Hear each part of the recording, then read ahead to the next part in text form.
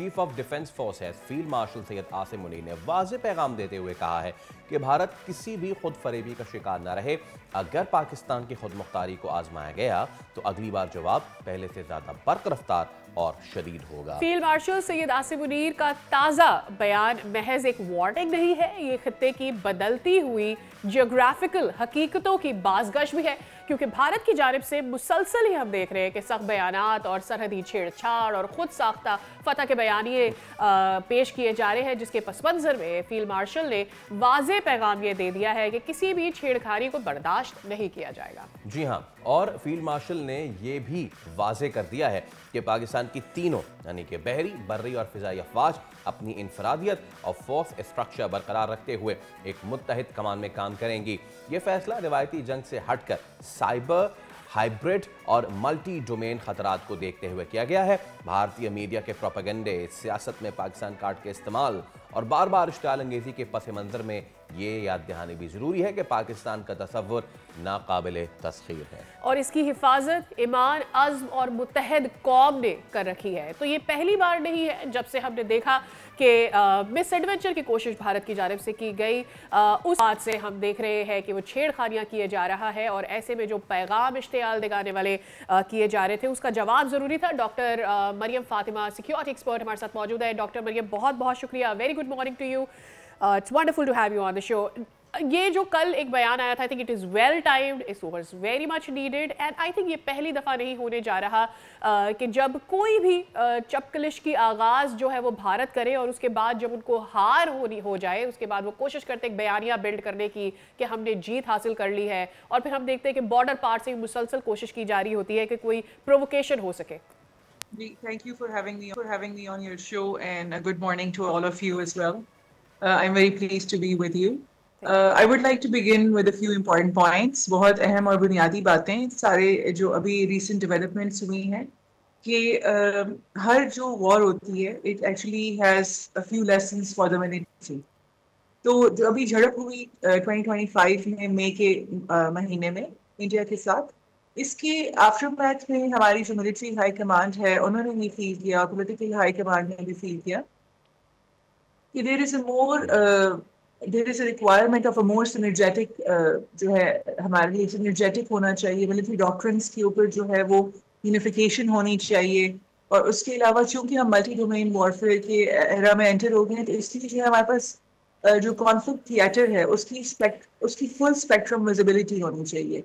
اب آپ یہ دیکھیے کہ اگر ملٹری ایلیٹس جو ڈیسیجن میکرز ہیں اگر وہ ڈسکنیکٹڈ ہیں آن گراؤنڈ ریالٹی سے, جو کہ آپریشنل لیول کے اوپر جو ہماری جو رینک اینڈ فائل میں جو آفیسرز آپریشنز کر رہے ہوتے ہیں, اگر ان سے ڈسکنیکٹ ہے تو وہ ایک جو کنسرٹڈ ڈیسیژن میکنگ کا پروسیس ہے وہ اس طرح ایوالو نہیں ہوگا. اور اس کے علاوہ جب اب آپ یہ دیکھیے کہ اب صرف میدان جو ہے وہ it's not about tanks and it's not about guns, it's about technology, it's about satellites, it's about drones.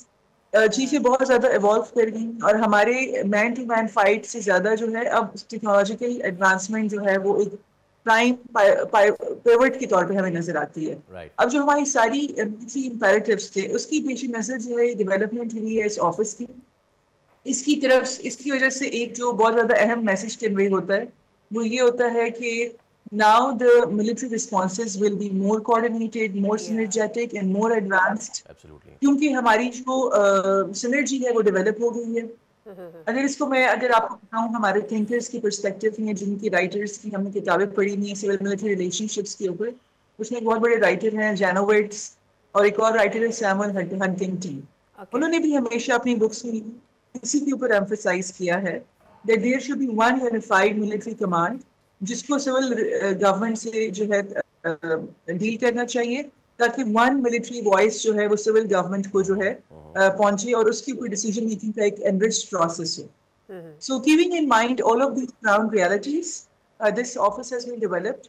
اور یہ جو ہے ابھی پاکستان میں تو ابھی ڈیولپ ہوا ہے ساؤتھ ایشیا کے اندر.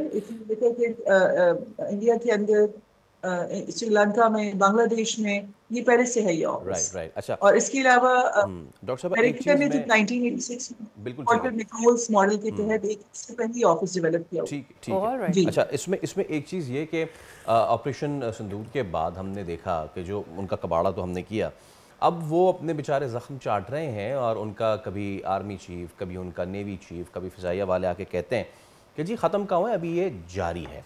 इस तनाजुर में CDS का ओहदा क्रिएट होना और उसके बाद जैसे आप कह रही हैं एक सिनर्जी क्रिएट होना कितना ज़्यादा ज़रूरी था। एक तो ये, इसको ऐसे भी देख लें कि जैसे आपने कहा कि it's not about the tanks and the jets now, this is the modern warfare जहाँ पे हाइब्रिड वॉरफेयर है और ऑब्वियसली 5th जनरेशन वॉरफेयर भी है।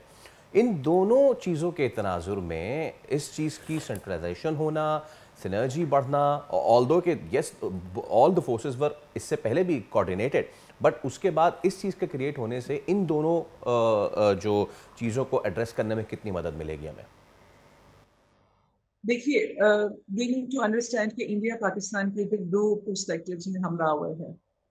एक कन्वेंशनल वॉरफेयर के हिसाब से जो ईस्टर्न बॉर्डर्स के ऊपर जो है बॉर्डर हॉट कर देता है और उसके बाद जो है वहाँ पे स्केर्मिशेस होते रहते हैं। 2016 में भी, 2019 में भी, 2025 में भी, और उन्होंने हमें पूरी तरह फिर अब इस दफ़ा काफ़ी फुल स्केल वॉर की तरफ बात जा रही थी दोबारा से जी। तो वी नीड टू सी कि एक तो कन्वेंशनल वॉरफेयर के हिसाब से पाकिस्तान के अंदर जो है वो जो है उसको जो है एक चैलेंज किए रखते हैं हमारी सिक्योरिटी को। नंबर 2, उनके पास जो हथियार है, क्योंकि वो कन्वेंशनल वॉरफेयर के मामले में थोड़ा सा उनको समझ में आती है कि वो वॉर रेडीनेस की सिचुएशन में नहीं है, टेक्नोलॉजिकली वो जो है एप्ट नहीं है और अभी उन्होंने फुली जो है इंगेज करना नहीं सीखा हुआ अपने एयरक्राफ्ट को, और उनको समझ भी आ गई है कि उनकी इंटीग्रेशन के मसाइल भी हैं।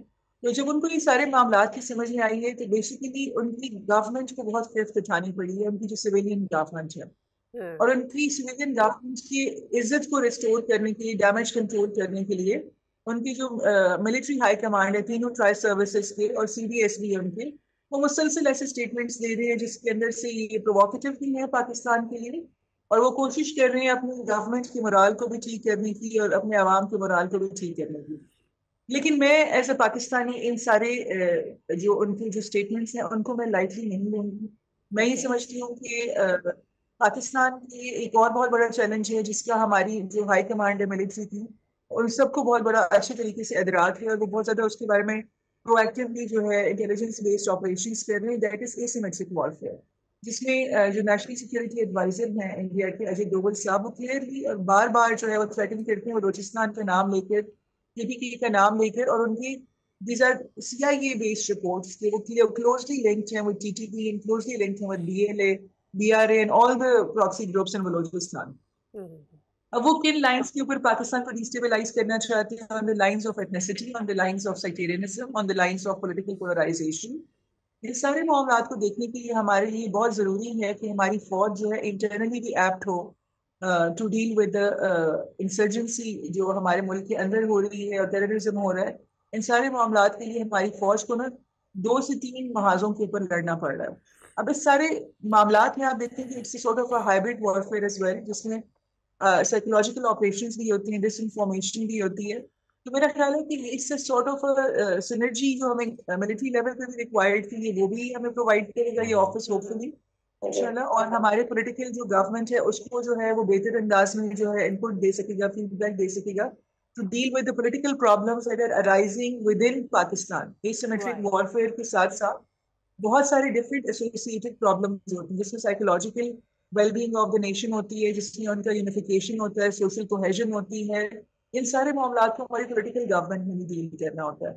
So basically I am sure inshallah hopefully कि बहुत ज़्यादा एक concerted efforts होंगी, और इस phenomena को हम कहते हैं revolutionization of military affairs।